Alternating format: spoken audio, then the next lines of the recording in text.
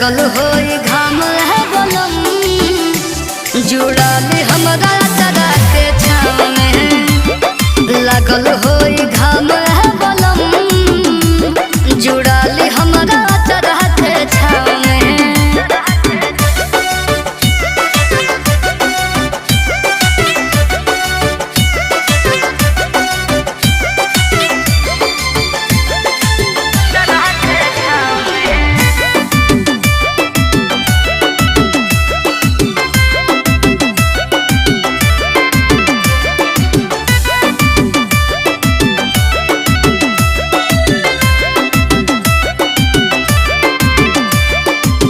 सुबह से आके रउआ करिल है किसानी आईना